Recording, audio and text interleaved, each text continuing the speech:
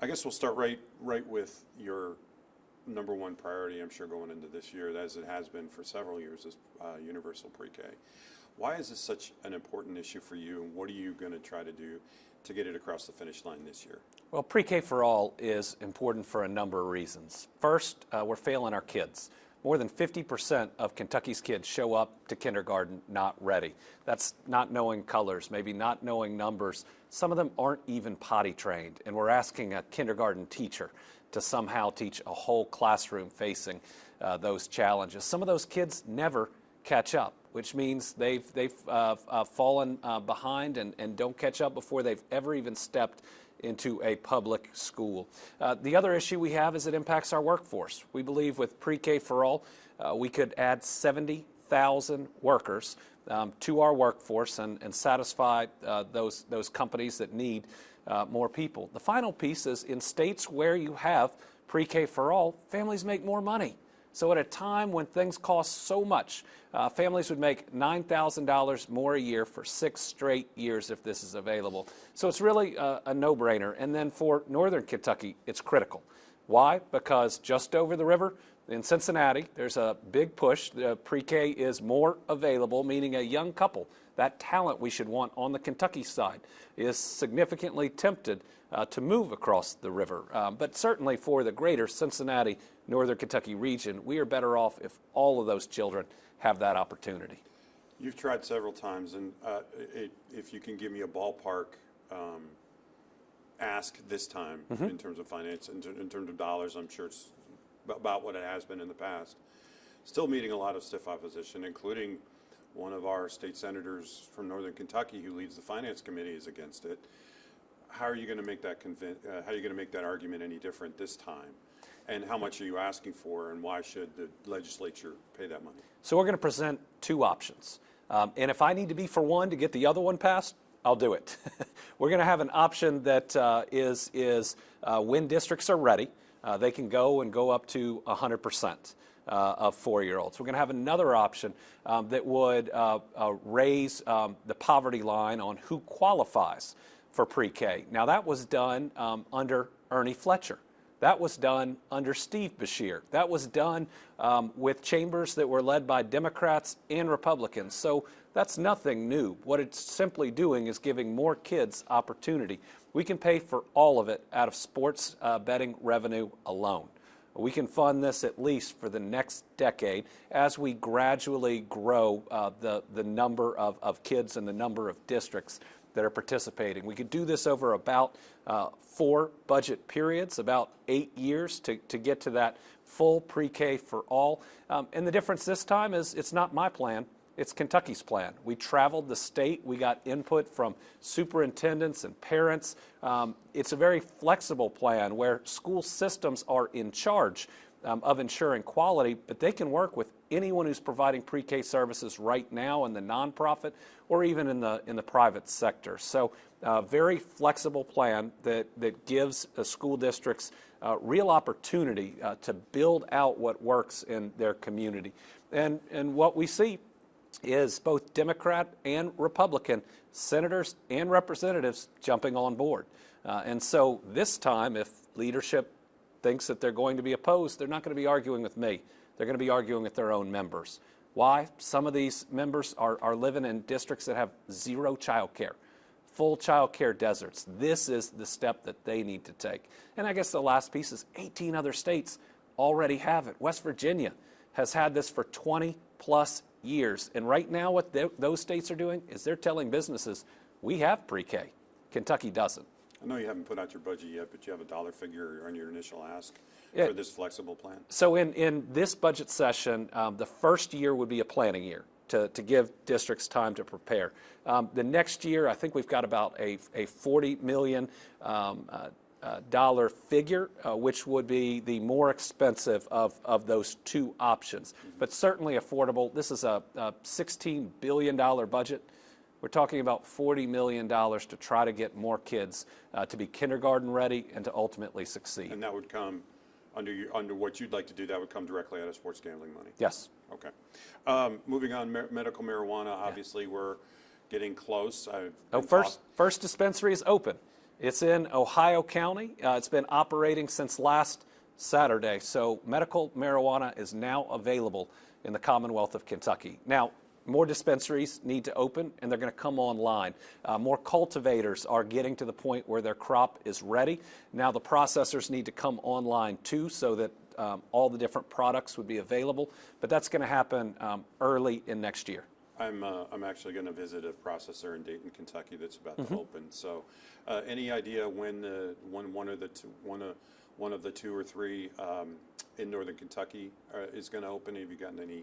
I know that's kind of granular. No, I think they're just waiting for product. Our team is ready to do the inspections for dispensaries. With a couple days heads up, we know that individuals are ready, and this is a highly regulated, safe medical program. We feel very confident in how we've created it, that we're not going to repeat some of the mistakes of other states.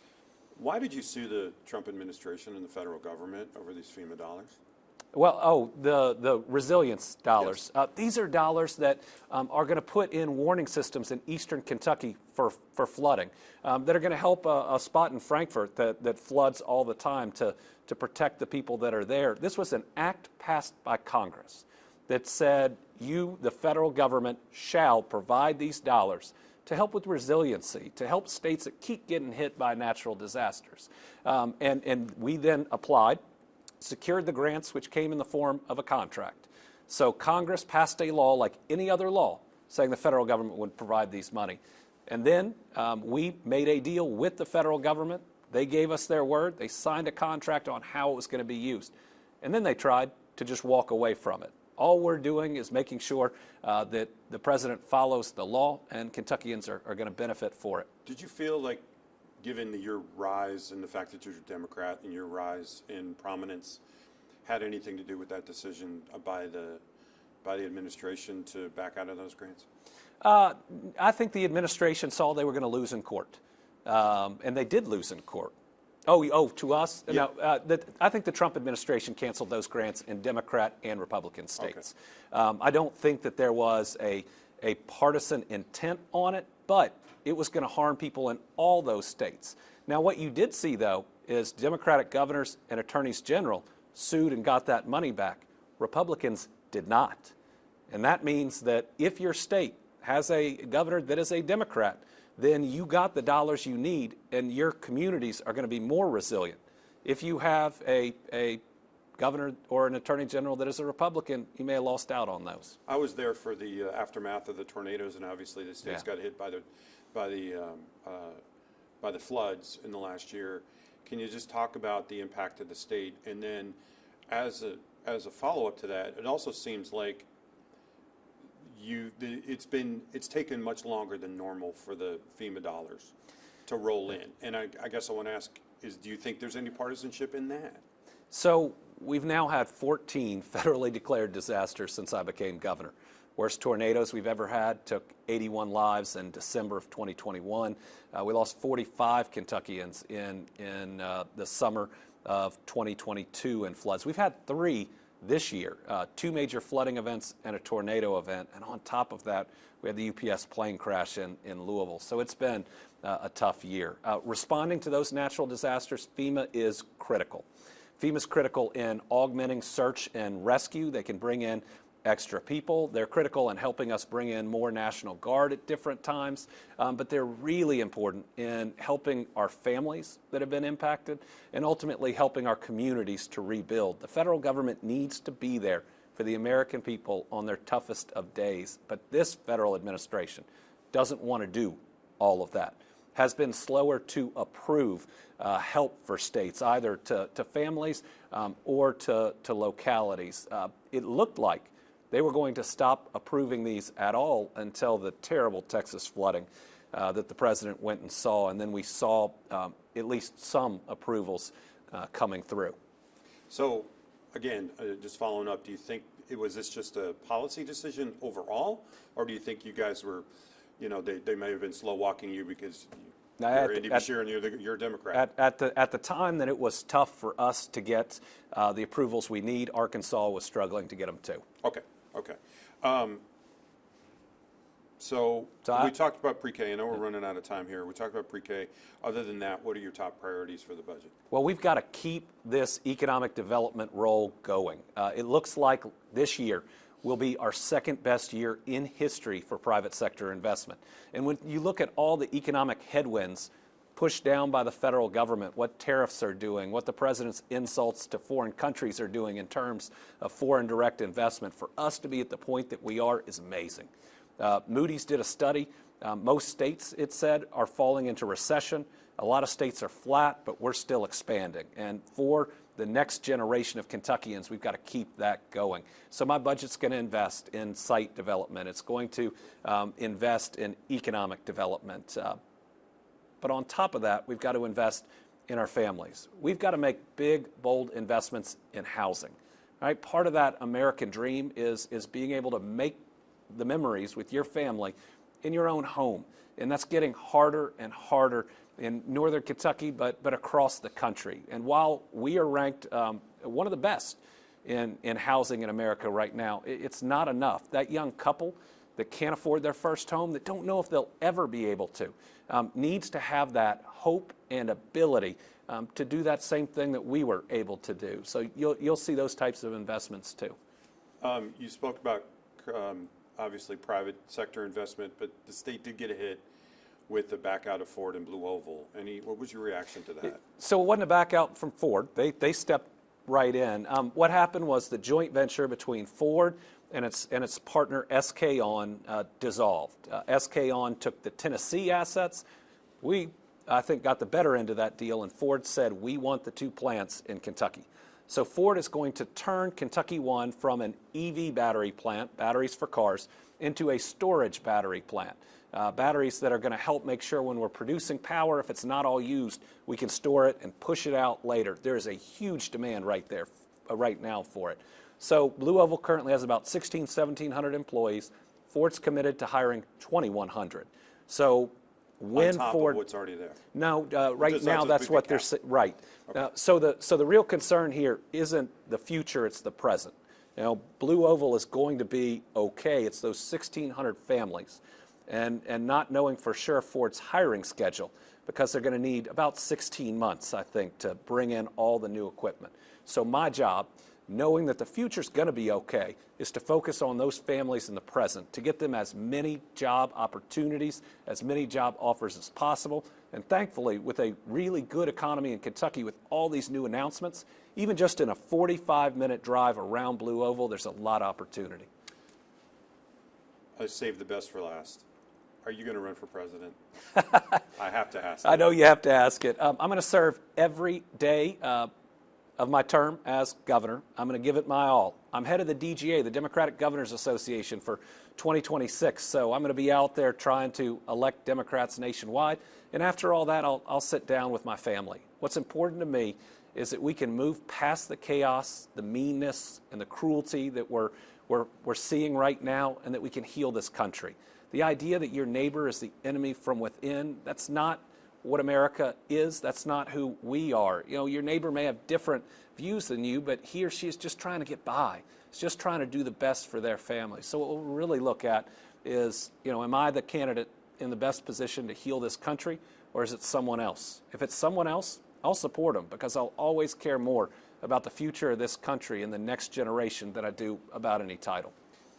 You know, you talk about that approach, but the other person who's mentioned most is Gavin Newsom, who's taking a different approach. He's almost like, you know, using Trump tactics against Trump himself. Do you think there's a bit of a contrast there between you and he? Well, we have different styles, and certainly the president spends a lot more time attacking California than he does Kentucky. But I think that what we will need is an alternative to Trump that hopefully replaces cruelty with compassion, meanness with empathy, and is somebody that Democrats and Republicans can look at and say, okay, he can keep this train on the tracks. The country will stop swinging from one extreme to the other. We can feel good about tomorrow. We don't have to run to the TV every morning and say, what the heck happened? We need stability in this country. And just a reminder that we're Americans first and members of a political party second, third, or 10th. Can I ask a cynical question? And, covered politics a long time. Do you believe that the disagreements you might have with the legislature on some of these issues, including pre-K, are legitimate policy disagreements? And how much is it that they don't want you to have a win? The disagreement over pre-K is purely partisan for some. I mean, the idea that I hear from them, oh, this is politics, this is partisan. 4-year-olds can't register to vote. They don't vote. This shouldn't be a win for me or a loss for them. It should be a win for these kids that are currently losing because they don't have it. And listen, I'm term limited. All right? This is the biggest education issue for both Democrats and Republicans. It cuts through any voter partisanship. It is wanted by Kentuckians in every part of this state. I mean, either they can do it while I'm still governor, or it can be an issue in the next election. But I don't think this group of 4-year-olds should have to wait. Final question, a colleague wants me to ask you. A lot of these online games that kids play are getting more and more gambling-like, adding, you can bet your own tokens or whatever. And The loot boxes. Yeah, exactly. It's starting to become gambling light that might turn into real gambling. Is there anything in place now in Kentucky, or do you see anything that you should be putting in place to protect kids against that? So we currently have an anti-gambling campaign that I think is run through the Department of Public Health, along primarily with KHSAA, our high school athletic association, because that puts the information out, especially in front of some of the kids that might that these games might be directed towards. But I'd say overall, we've got to be more careful about online activity, and that's everything from the algorithms in social media to some of this gambling light or backdoor gambling that they try to appeal to kids. Okay. As always, I'll give you the final word. Anything I didn't ask or anything you want to say? I'd just say to everybody out there, Merry Christmas, Happy Hanukkah, Happy Holidays. I know the world can feel dark and chaotic to many of us, but Christmas is all about hope. It's all about light in the darkness. The world of King Herod was a lot harder than the world is now, and that's the moment that God sent His only Son to us to remind us that this is our world, that we can do better and be better.